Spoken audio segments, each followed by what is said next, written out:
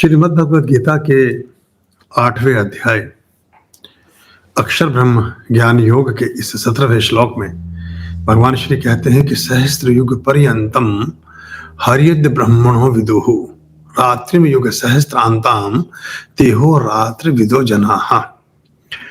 यहाँ secret of secrets की ओर इशारा करते हैं, जो हमारे गूढ़ रहस्य हैं अध्यात्म के, और युगों की और समय की गणना के बारे में जो हमारा प्राचीनतम एक विधान है उसकी ओर संकेत कर रहे हैं, और अलग अलग बोधि के तत्वों की तरफ संकेत करते हैं। उन्हीं बोधि तत्वों में ये भी एक तत्व, ये भी एक संकेत है।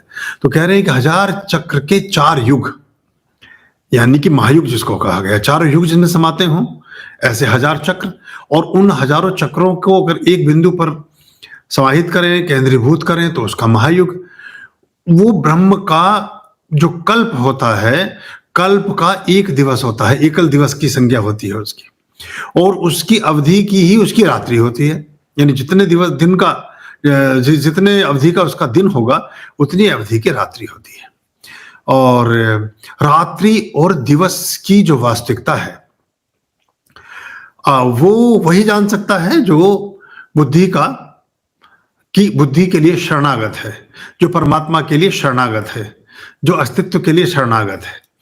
तो ये रहस्यमय सूत्रों में आते हैं जिनकी व्याख्याएं बड़ा दीर्घ विस्तार मांगती हैं, क्योंकि फिर इसमें एक चक्र को, एक युग को डिस्क्राइब करना होता है, तब जाकर के आप उस बात को समझ पाते हैं। पर इसमें आप एक संकेत बस ले सकते हैं सामान्य रूपेण, कि हमारे जो समय की गणनाएं हैं, ये समय की गणनाएं सार्वभौमिक और सार्वकालिक नहीं हैं।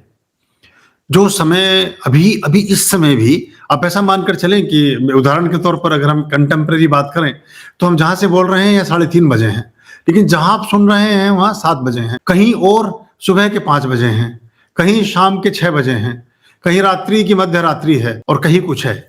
लेकिन काल तो यही है। अगर हम किसी को कहें कि हमने 3:30 बजे प्रवचन दिया, तो आप कहेंगे नहीं 3:30 नहीं, आपने 7 बजे अपनी बात हमसे कही थी।